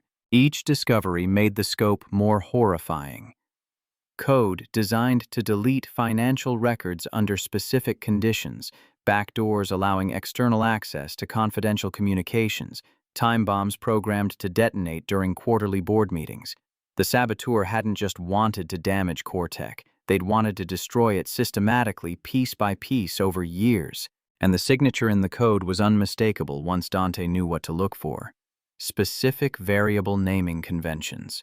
Particular approaches to loop structures. The digital fingerprints of someone who'd developed their style over years and couldn't help leaving it embedded in everything they touched. Dante had seen this exact style before. Pull up employment records for anyone who worked on database infrastructure modifications in the past 7 years. His fingers were already moving to cross-reference code signatures against his memory of InnoData's systems. Jason brought up the personnel files, dozens of contractors and employees who'd touched the database during Cortex growth period. Dante scanned names looking for the one that would make everything click. There. Derek Vance. Lead programmer, database migration project 6 years ago. Contract duration 8 months. Termination reason, unauthorized access to confidential systems. The name triggered memories filed away and forgotten. Derek at InnoData, brilliant but paranoid, constantly complaining about being undervalued. Convinced every employer was exploiting him, stealing his ideas, planning to fire him the moment he became inconvenient. He'd been terminated from InnoData 6 months before Dante left. The official reason, unauthorized access to financial systems. At the time, it had seemed like minor policy violation. Now Dante saw the pattern. Derek being fired, nursing his grievance, using his final months of access to plant digital landmines. Waiting years for them to detonate, watching from distance as companies that wronged him suffered mysterious failures. I know him. Dante's voice was quiet but certain. Derek Vance. He worked at InnoData with me. Jason pulled up Derek's complete employment file, including exit interview and security logs from his final days at Cortex. The access patterns were damning. Late nights in server rooms, modifications to core infrastructure files with vague justification, deletion of security footage from 3 separate occasions during his last month. He was fired for unauthorized access. Jason highlighted the termination documentation. But it looks like they didn't investigate how extensively he'd compromised systems before they discovered the violation, because they thought they'd caught him early. Dante studied Derek's employee photo face that looked older than 35, suggested eyes holding the particular intensity of someone who took everything personally. They didn't realize they were terminating him after he'd already planted everything he needed. Dr. Cross had returned from whatever executive meeting had consumed her afternoon, approaching with coffee and sandwiches she distributed without asking if they wanted them. Her eyes tracked to the screens reading Derek's file with practiced speed. Derek Vance. I remember his termination. IT Security found him accessing financial projection files he had no business viewing. He claimed he was trying to verify his own contract renewal prospects. She grimaced at the memory. Technically brilliant but impossible to work with. Constantly filing grievances, accusing colleagues of stealing ideas. Did he work anywhere else after Cortex? Dante asked, already suspecting the answer. Jason's fingers flew across keyboard, pulling up employment databases and professional networking sites. 3 companies over the past 6 years. TechStream Solutions Data Flow Corporation System, Core Industries. Dante searched news archives for technical failures at those companies during relevant time frames. The pattern emerged with sickening clarity. Each company experienced mysterious system failures approximately 3 years after Derek's departure. Each failure looked like random corruption or inadequate infrastructure. None investigated deeply enough to discover deliberate sabotage. He's been doing this systematically. Dr. Cross's voice held horror and reluctant admiration. Plant the code, get fired, or leave, wait long enough that suspicion wouldn't naturally fall on him, then watch the companies burn. The question is whether this is revenge or something more calculated. Dante created a timeline mapping Derek's employment against system failures. If it's just revenge, he's satisfied watching companies suffer. But if there's financial motivation, we're looking at federal crimes beyond simple sabotage. The investigation consumed the next 3 weeks. Dante barely went home, surviving on coffee and focus that came from knowing every minute counted. Mrs. Hartwell took Zara more often than not, the neighbor's spare bedroom becoming Zara's second home, while her father chased patterns through digital architecture. He created comprehensive forensic analysis, 147 pages documenting every malicious code instance, every access pattern, every connection between Derek's employment and subsequent system failures. The report was complete enough for law enforcement, detailed enough to serve as legal evidence. Harrison promoted him to Chief Technology Officer in Week 4, the title coming with $125,000 salary and equity package that made the original offer look modest. Dante accepted without ceremony, too focused on finishing the investigation. By Week 5, they had everything. Complete documentation of Derek's methodology, access logs proving opportunity, code signatures establishing authorship, timeline connecting employment to disasters, expert testimony from Dr. Cross and 3 other database architects. Dante packaged it all into a report that would end Derek Vance's career and possibly send him to federal prison. Then he sent it to Harrison with recommendation they forward everything to law enforcement immediately. The response came 3 hours later. A package delivered to Cortex's main lobby addressed to Dante Blackwood in letters that looked laser-printed from a public library computer. Felix brought it to Dante's new office, expression carefully neutral, but eyes holding warning. This arrived at the front desk. No return address. Mail service says it bypassed normal delivery routes. Felix set the package on Dante's desk like it might detonate. "Want me to get bomb squad?" Dante's hands were already reaching for it, instinct overriding caution.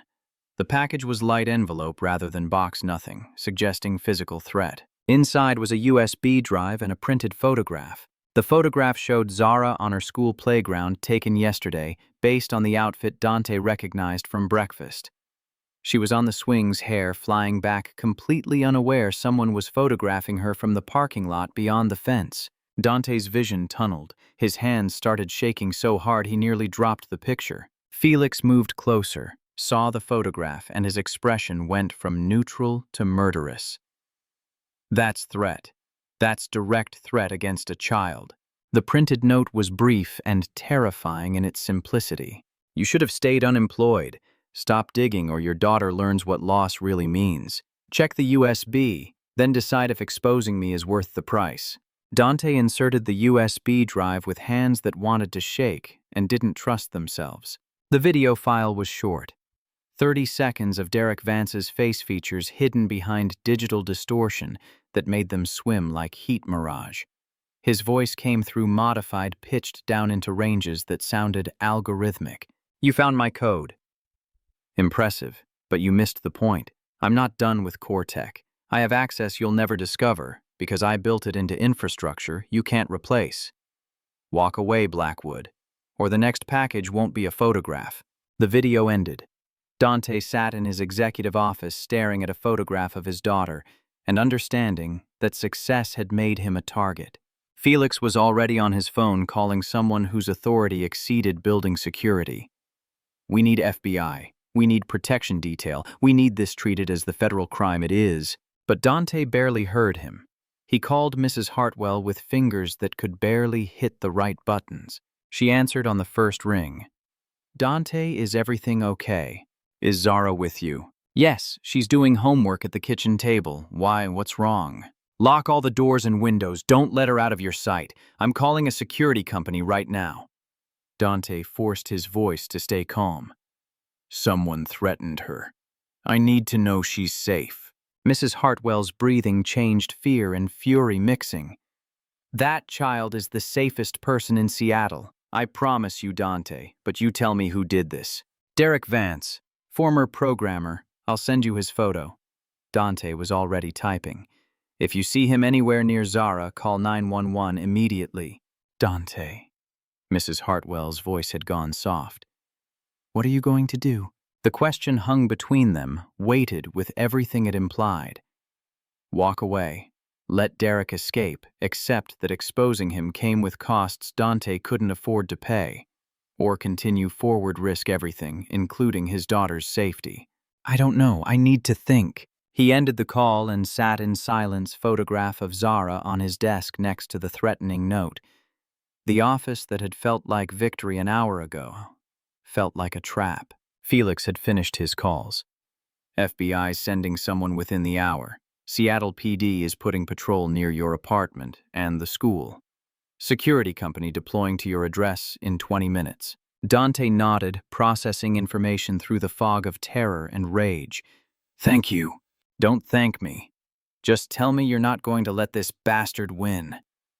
Felix's voice carried fury of someone who'd watched people threaten children before. You keep investigating. We keep your daughter safe. But Dante wasn't sure anymore.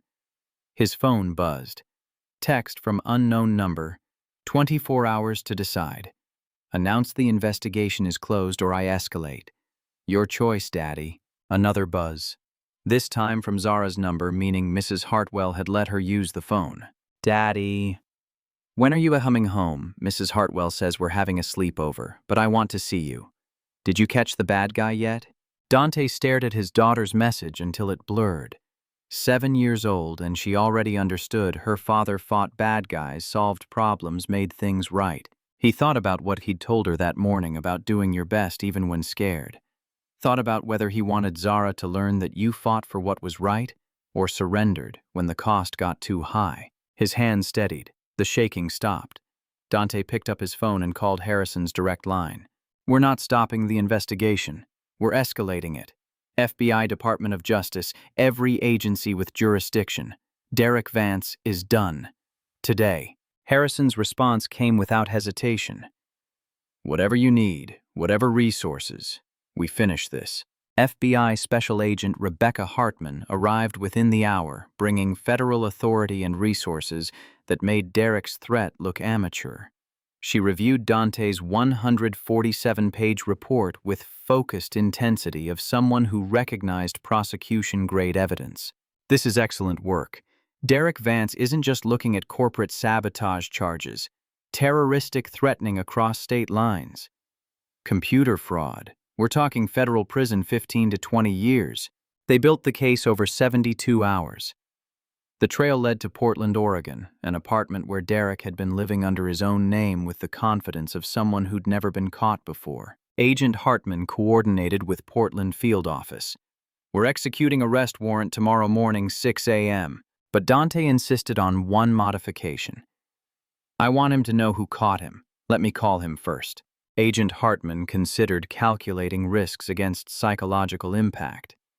You wear a wire, we record everything, and you follow our script. That evening, Dante sat in Cortex conference room with FBI agents monitoring from the next room and dialed the number their investigation had uncovered. Derek answered on the third ring, voice cautious. Who is this? Dante Blackwood. We need to talk about your retirement plans. Silence, then nervous laugh. I gave you 24 hours to make a smart decision. Dante kept his voice level, professional. You planted 17 pieces of malicious code. I found all of them. Your architecture is comprehensive but not invisible. Derek's breathing changed. You're making a mistake. The FBI doesn't think so. Neither does the Department of Justice. Dante pulled up the arrest warrant. Portland Field Office is executing your arrest warrant at 6 a.m. tomorrow. Federal charges, corporate sabotage, computer fraud, terroristic threatening. Estimated sentence 15 to 20 years. You can't prove any of that. 147 pages of documentation suggests otherwise. Your code signatures are distinctive, Derek. You couldn't help leaving fingerprints. Dante paused. You threatened my daughter. That was your fatal mistake. Derek's voice went from nervous to panicked. I never touched your kid. Just felony terroristic threatening across state lines. Federal crime, Derek. The sound through the phone might have been a sob. I never meant for it to get this far. Then you should have chosen a less illegal method of processing grievances. Dante's voice held no sympathy. See you in court. I'll be testifying. He ended the call. Agent Hartman appeared in the doorway, giving thumbs up that suggested the recording had captured everything they needed. Derek was arrested without incident at 6:03 a.m. Portland time. The FBI's technical forensics recovered enough additional evidence from his apartment to add 3 more charges. Dante went home that evening for the first time in 4 days. Mrs. Hartwell had Zara fed and bathed and ready for bed the 7-year-old fighting sleep because she wanted to hear about her father catching bad guys. He read her 3 chapters, watched her eyes grow heavy, and tucked her in with the purple blanket. "Daddy!" Zara's voice was sleep-blurred. "Did you catch the bad guy?" "Yes, baby girl, he's caught. He can't hurt anyone anymore. Because you're the smartest daddy in the whole world." Not a question. Statement of fact. He kissed her forehead, throat too tight for words. "Because I have you. That makes everything else possible." She smiled and drifted into sleep, safe and certain in ways that had cost Dante everything and given him more than he'd imagined possible. The media storm broke within hours of Derek's arrest. Dante's phone became unusable notifications flooding in faster than he could dismiss them. Interview requests from NPR, TechCrunch, Wired, local Seattle stations, national networks. Everyone wanted the story of the unemployed single father who'd saved a company and exposed a 6-year sabotage campaign in the same morning. He declined them all, let the story spread through official channels, FBI press releases, and Cortex communications team. His focus belonged to work that still needed finishing evidence, requiring documentation systems demanding auditing for vulnerabilities. Derek might have exploited beyond the 17 pieces they'd already found. The federal prosecutor assigned to Derek's case was a woman named Margaret Chen, 30 years with the DOJ, and a reputation for treating corporate crime with the seriousness it deserved. She arrived at Cortex 3 days after the arrest, briefcase full of questions and legal pads ready for answers. Dante spent 8 hours walking her through his 147-page report explaining technical details in language that would survive courtroom cross-examination. Margaret took notes in handwriting so neat it looked typeset, occasionally stopping him to clarify points that would matter to a jury. "This is prosecution gold." She tapped the section detailing Derek's signature coding patterns. "Expert testimony from you and Dr. Cross combined with digital forensics our team recovered from his apartment makes this essentially airtight. What's the timeline for trial?" Margaret's expression suggested she'd been through this enough times to predict outcomes. "He'll take a plea deal. 20 years of evidence, multiple federal charges, your documentation removing any reasonable doubt. His public defender will recommend pleading guilty in exchange for reduced sentencing." "How reduced?" 15 years instead of 25. Maybe 12 with cooperation and good behavior. Margaret closed her notebook with finality. Derek Vance's career is over. His freedom is over. Justice will be served. The word justice felt complicated. Dante understood satisfaction of consequences, delivered threats, neutralized danger, removed from the world. But 15 years in federal prison seemed simultaneously inadequate for what Derek had done, and excessive for crimes involving code rather than physical violence. He thought about Zara's photograph taken from a parking lot while she played innocently on swings. Thought about the violation implicit in that image. Thought about whether 15 years was enough to balance that particular scale. Decided it didn't matter what he thought. The legal system would process Derek according to its own logic, and Dante's role was providing evidence rather than determining punishment. Derek Vance pleaded guilty 6 weeks later to 4 federal charges: corporate sabotage, computer fraud, terroristic threatening, and conspiracy to commit wire fraud. The judge sentenced him to 18 years in federal prison, no possibility of parole for at least 12. The courtroom was packed with representatives from all 4 companies he'd sabotaged, watching the man who'd tried to destroy them get led away in handcuffs. Dante attended the sentencing with Harrison and Dr. Cross. He felt no triumph watching Derek shuffle out in orange jumpsuit and chains. Just weary closure, the final chapter of a story that had consumed 6 weeks of his life. Outside the courthouse, Margaret Chen shook his hand one final time. "You built a case that made conviction inevitable." The FBI wants to hire you as a consultant for future corporate sabotage investigations. Dante declined politely. He had other work that mattered more. Cortex's response to the crisis was swift and comprehensive. Harrison called an all-hands meeting 48 hours after Derek's plea deal. Every employee crammed into the cafeteria because no conference room could hold 500 people simultaneously. The CEO stood on a makeshift stage looking older than he had 2 months ago, but steadier, like someone who'd survived catastrophe and emerged with clarity about what mattered. 6 years ago, we made a hiring decision that nearly destroyed this company. We brought in a contractor who seemed brilliant, gave him access to our infrastructure, and failed to properly vet his background or monitor his activities. Harrison paused, letting the words settle into uncomfortable silence.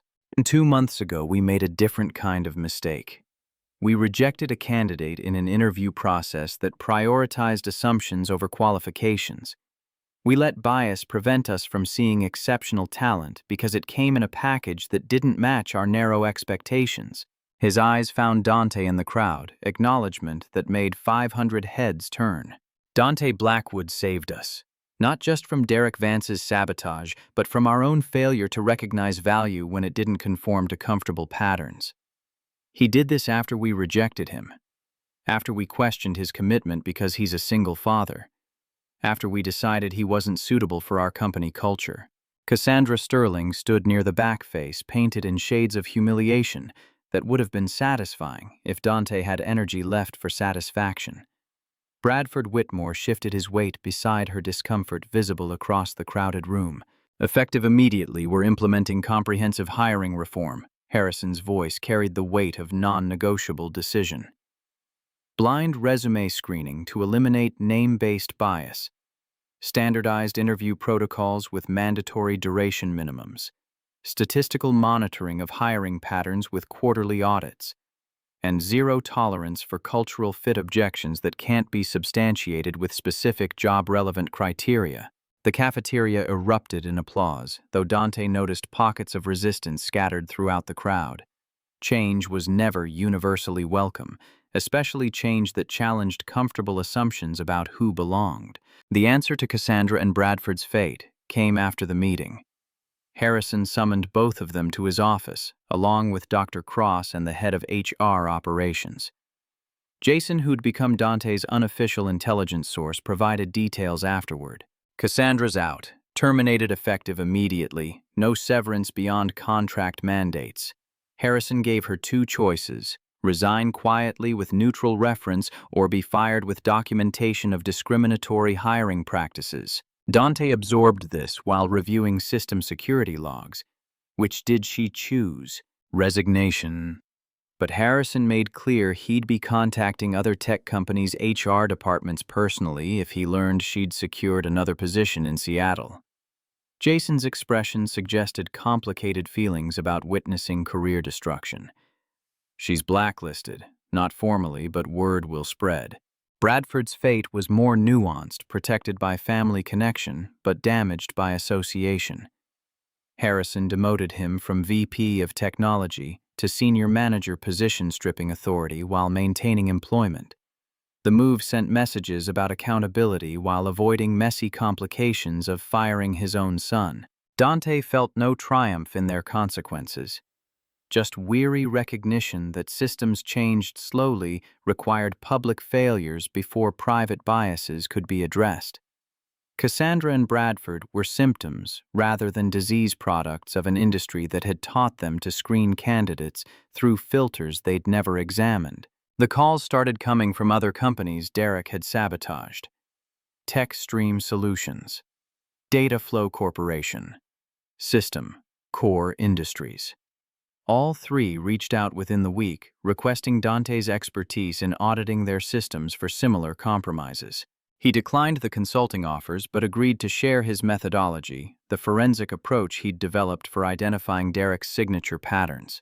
The document he created became known as the Blackwood Protocol systematic process for detecting long-term sabotage in enterprise systems. Within 3 months, 12 companies had adopted it as standard security practice. Within 6 months, The methodology appeared in cybersecurity textbooks and professional certification exams. Dante's approach to pattern recognition in malicious code became industry standard, his name attached to techniques that would outlast his career. The irony wasn't lost on him. 8 months ago, 13 companies had rejected him as unsuitable. Now his methods were being taught to their security teams as best practice. Harrison appointed him Chief Technology Officer in month 2 promotion, coming with equity package that made the signing bonus look modest. Dante accepted the title and immediately used authority to implement security reforms that went beyond Derek's specific vulnerabilities. He rebuilt Cortex infrastructure from foundation upward, not because everything was compromised, but because thorough was better than sorry. Hired 20 new engineers prioritizing candidates from non-traditional backgrounds who'd been screened out by old hiring processes. Created mentorship programs pairing senior developers with junior talent knowledge transfer, replacing gatekeeping. The statistics spoke for themselves within 6 months. Black employee percentage rose from 3 to 34%. Latino representation climbed from 5 to 18. Women in technical roles doubled. Retention rates jumped 45% as people who'd been considering leaving decided to stay and see what the new core tech might become. Company revenue increased 28% correlation. That wasn't causation, but suggested diverse perspectives produced better products and stronger decision-making. Dante presented these numbers at board meetings with the same calm certainty he'd brought to fixing Derek's sabotage, letting data make arguments that opinion couldn't refute. Personal life transformed in parallel with professional success. The signing bonus became down payment on a townhouse in Columbia City, 3 bedrooms and a small yard where Zara could play without apartment building restrictions. The mortgage was higher than his old rent, but affordable meant something different attached to $125,000 annual salary. Mrs. Hartwell helped them move her practical wisdom, preventing rookie homeowner mistakes, like forgetting to change locks or test smoke detectors. She walked through each room, offering commentary ranging from approval to suggestions for improvement, claiming the guest bedroom as her designated sleepover space without asking if that was acceptable. Zara explored the house with methodical thoroughness of a 7-year-old mapping new territory. She claimed the bedroom with the window seat, already planning where books would go, and which wall deserved her growing collection of drawings. "Can we get a dog now?" The question came approximately 40 seconds after they'd signed closing papers, as if Zara had been waiting for legal ownership before making her request. Dante had promised maybe for 8 months, the non-committal response of parents buying time while circumstances improved. But circumstances had improved. The house had a yard. His schedule had stabilized into predictable rhythms. "Yes, we can get a dog." Zara's shriek probably violated noise ordinances. She launched herself at Dante with the force of someone who'd been holding this dream through months of uncertainty, arms wrapping around his waist and squeezing hard enough to make breathing difficult. They adopted Lucky 3 weeks later from a rescue shelter in Renton. Mixed breed, brown and scruffy, approximately 2 years old based on veterinarian's estimate. The shelter staff explained she'd been found wandering I-5 no collar or identification friendly, but skittish in ways suggesting abandonment rather than escape. Zara knelt in front of the kennel fingers, reaching through chain link, while Lucky approached with cautious interest. Their eyes met connection happening in that wordless way animals and children sometimes managed. This is our dog." The shelter volunteer smiled with knowing expression of someone who'd witnessed this process hundreds of times. "She's a sweet girl, been here 3 months waiting for the right family." Dante completed adoption paperwork while Zara sat on the floor letting Lucky climb into her lap, despite being too large to actually fit. The dog's tail wagged with gradually increasing enthusiasm, fear giving way to recognition that these humans meant safety. "Why Lucky?" Dante asked as they loaded the dog into his car. His daughter's answer came with serious wisdom that periodically emerged from her 7-year-old perspective. "Because she was lost and now she's found. Because someone threw her away and we picked her up. Because she's lucky we found each other. The logic was sound in ways that extended beyond dog naming. Dante looked at his daughter in the rearview mirror, at the rescue dog already settling against her, at the house they were driving toward that represented stability. He'd stopped believing possible, decided lucky was exactly the right word for all of them. The scholarship fund emerged from a conversation with Harrison 6 months into Dante's tenure as CTO. They were reviewing quarterly results numbers, showing continued growth and improved performance metrics, when the CEO shifted topics without warning. "I want to do something meaningful with the money we saved by not paying Derek's sabotage costs. Something that addresses the systemic problem your hiring exposed." Dante waited, understanding that Harrison was working through an idea rather than asking permission. "We almost missed you because our screening process was designed to reject anyone who didn't fit narrow parameters. How many other talented people are we missing across the industry because they're being screened out before they get chances to prove themselves?" The question was rhetorical, but Dante answered anyway. Hundreds. Probably thousands.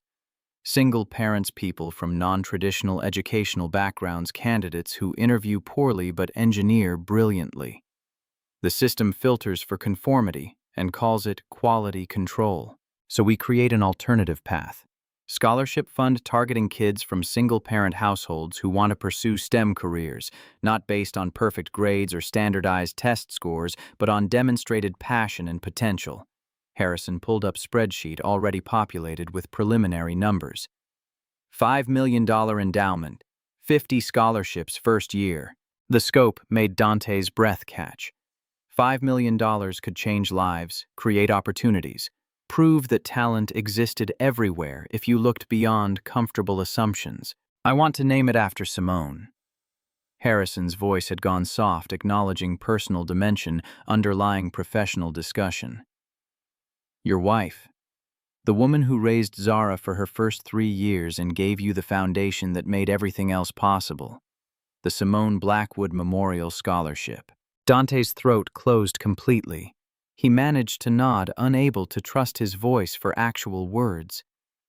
Simone had died believing her family would survive without her trusting Dante to provide stability and love. This scholarship would ensure her name became associated with helping other families navigate the same impossible challenges. Yes, she would have loved that.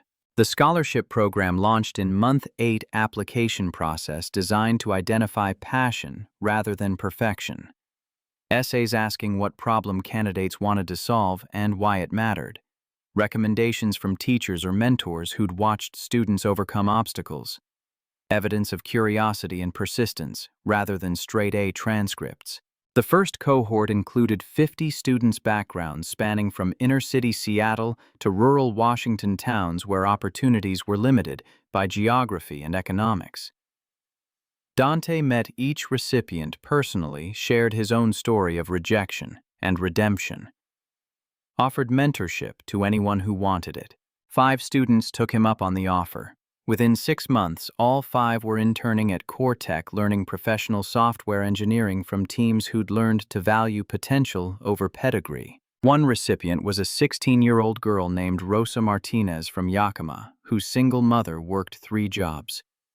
Rosa had taught herself Python through library computers and YouTube tutorials. Her essay was rough grammar imperfect, but passion blazed through every sentence.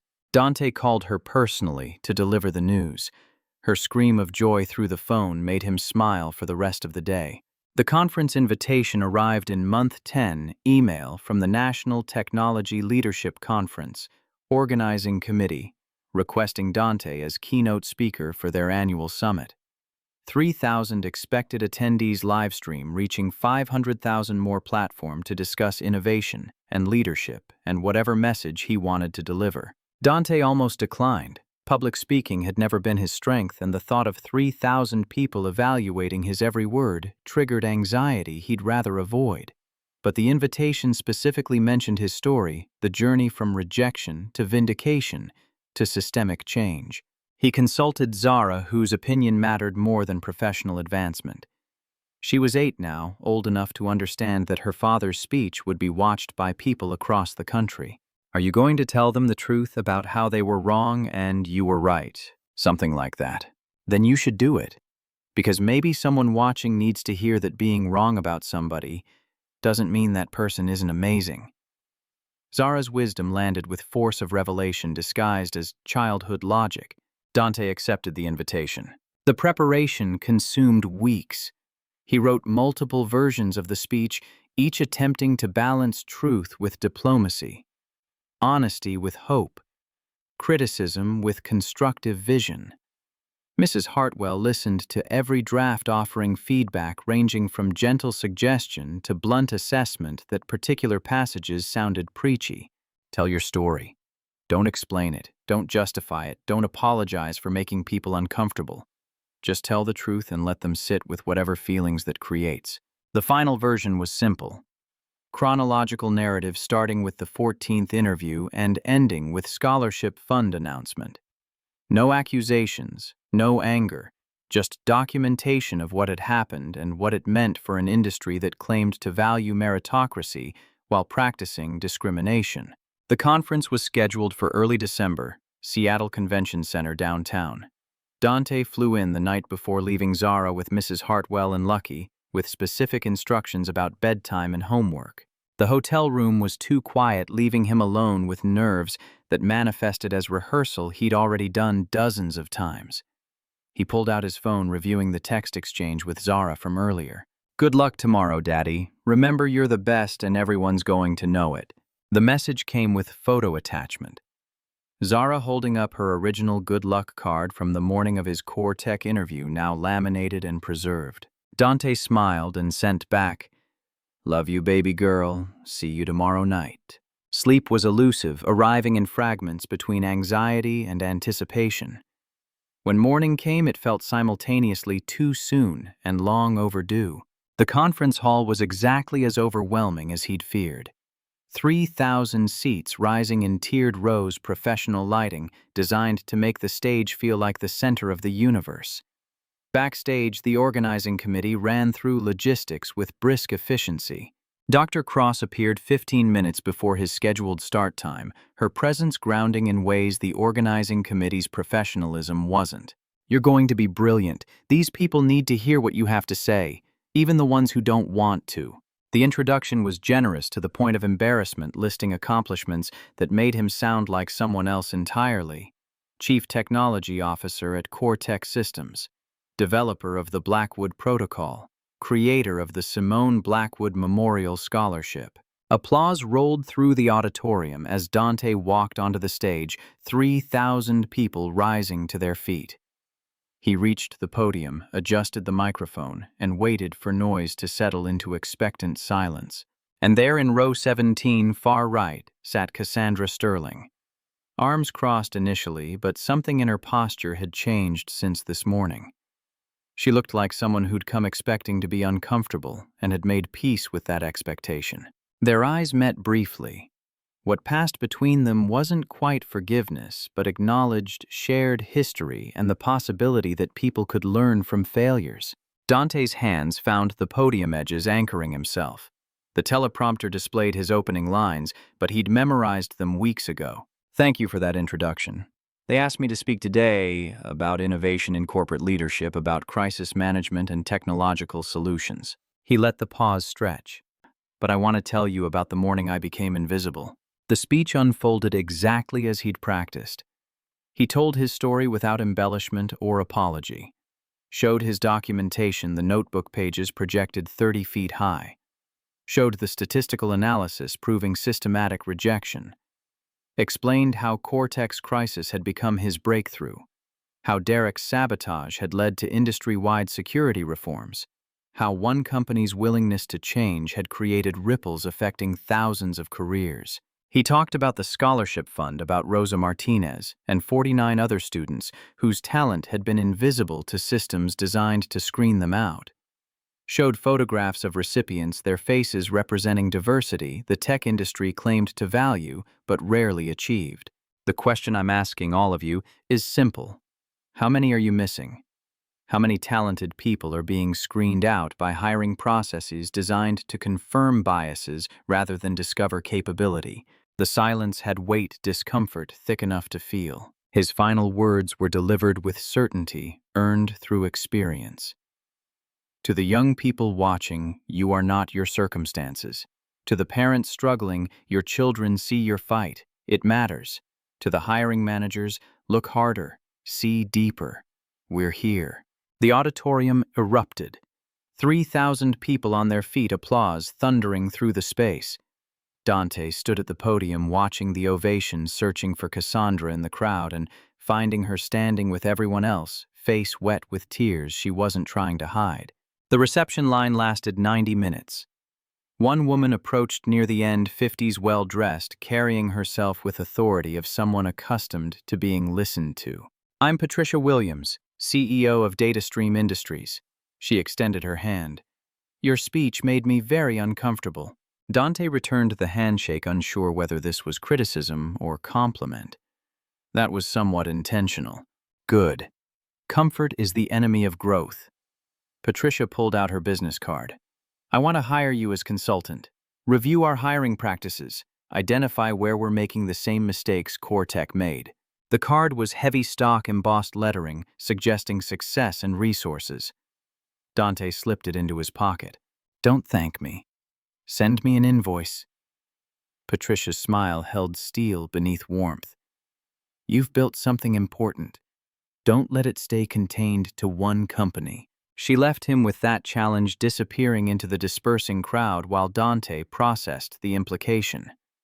His reforms at CoreTech could become template for industry-wide change if he was willing to expand beyond comfortable boundaries. 2 months later, Dante sat in his CoreTech office reviewing the metrics that would be presented at tomorrow's board meeting. The numbers told their own story.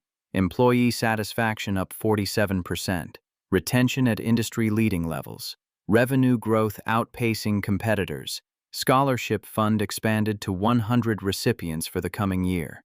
His phone buzzed with an email notification. Subject line, "Scholarship Recipient Update, Rosa Martinez." Dante opened it, reading the message from Rosa's mentor at her internship. "Wanted you to know Rosa just submitted a pull request that solved a database optimization problem our senior team had been struggling with for 3 weeks. Her approach was so elegant, we're implementing it across all our systems. She's remarkable, and she credits the scholarship for making this opportunity possible." Dante forwarded the email to Harrison with a simple note. "This is why it matters." The response came back immediately. "Agreed. Expanding the fund to 150 scholarships next year. Board approved this morning." He leaned back in his chair, looking out the window at Seattle's skyline. The same view he'd had for 10 months now, but it never stopped feeling surreal. Chief Technology Officer, industry leader in security protocols, creator of scholarship fund that would help hundreds of families, all because he'd refused to accept rejection as final verdict. His office door opened without warning. Zara burst in, Mrs. Hartwell trailing behind with apologetic expression. "Sorry, Dante," she insisted. "It's okay."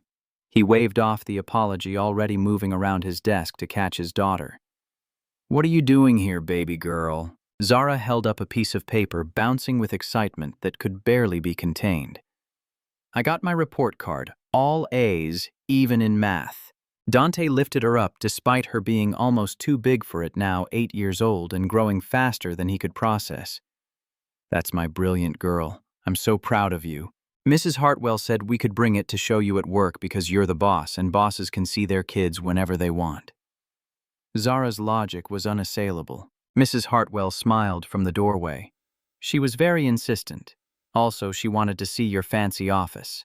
Zara wiggled down and immediately began exploring, touching the awards CoreTech had given him, examining the photographs on his desk. She stopped at one in particular, Dante and Zara on the day they'd adopted Lucky, both of them grinning at the camera while the dog licked their faces. "This one's my favorite." She picked up the frame carefully. "Because it's when we became a real family. You, me, and Lucky." Dante's throat tightened. "We were always a real family, sweetheart." "I know, but this is when we got to be a happy family, not just a trying really hard family." Her 8-year-old wisdom cut straight to truth.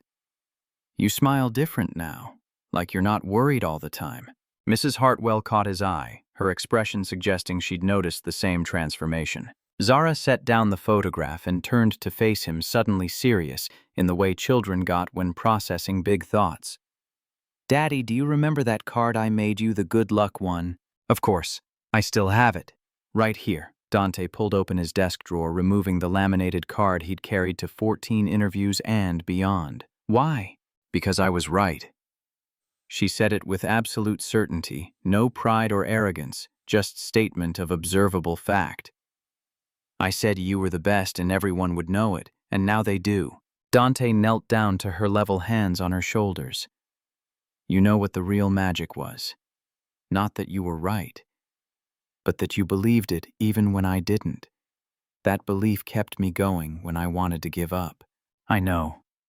Zara's gap-toothed smile, adult teeth still coming in slowly, was pure sunshine. "That's what families do. They believe in each other even when it's hard."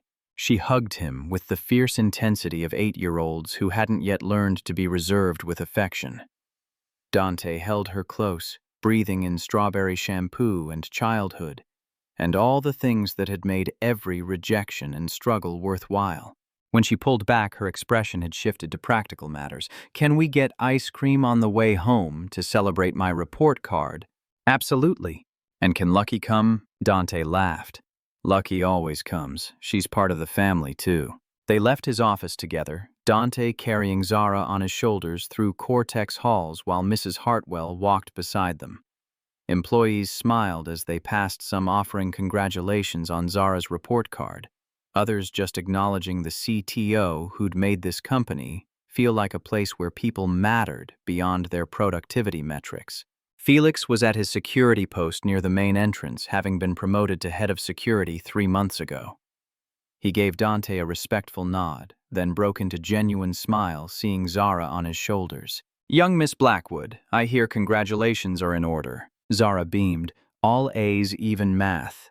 "That's because you're brilliant, like your father." Felix looked at Dante with the particular respect of someone who'd witnessed transformation firsthand. "You heading out for celebration?" "Ice cream," Dante confirmed. "The cornerstone of all major academic achievements." "As it should be." They pushed through the doors into December afternoon, Seattle's characteristic drizzle making everything shimmer, but not quite qualifying as rain. Dante's car, new Honda SUV that actually started on the first try and had working heat, was parked in the executive section he still wasn't quite used to occupying. As he buckled Zara into the back seat, his phone buzzed one more time. Email from the National Technology Leadership Conference.